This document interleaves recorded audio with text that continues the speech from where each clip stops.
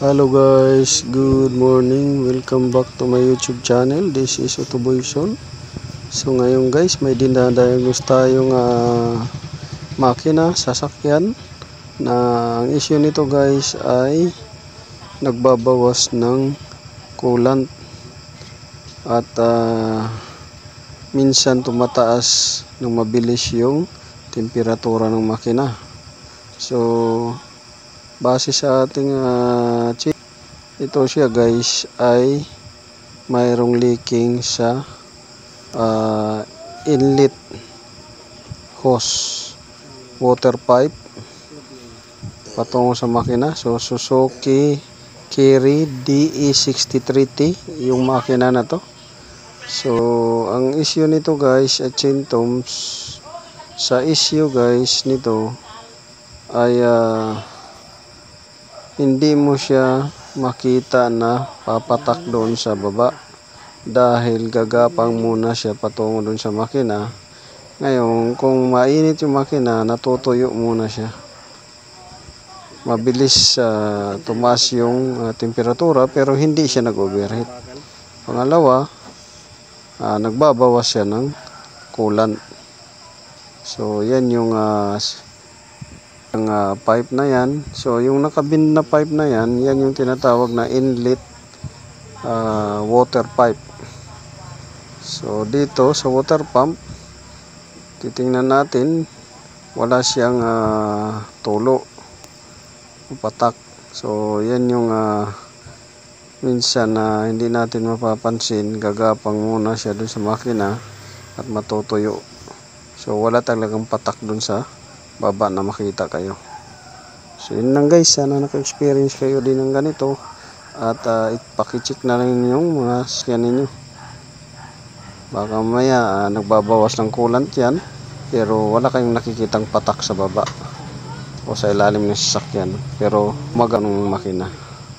So kung nagustuhan nyo to guys, don't forget to like, share, subscribe my YouTube channel Otoboyson. So God bless you all.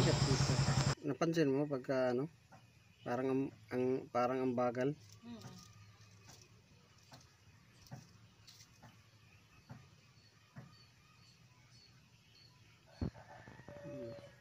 Hindi ko muna yan 2 minutes.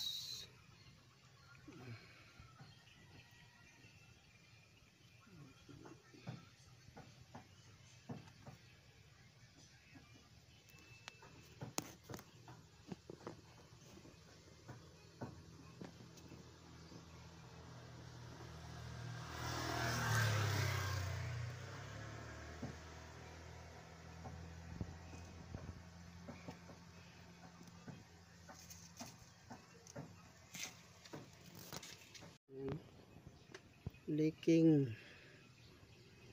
Ito leaking na.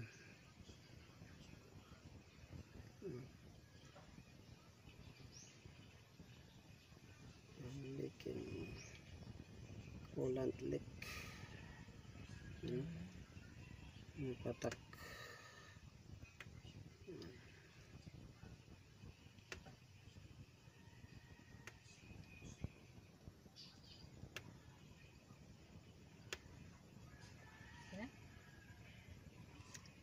Kailangan ko kay video man siya pang-upload man yun.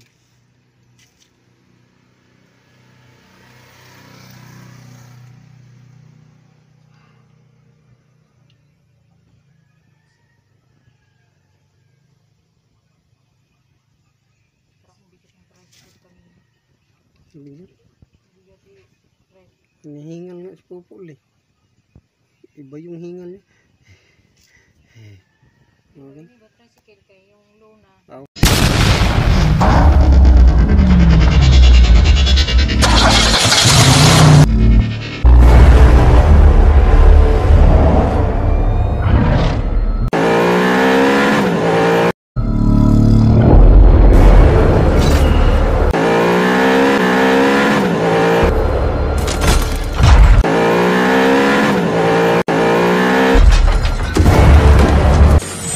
Make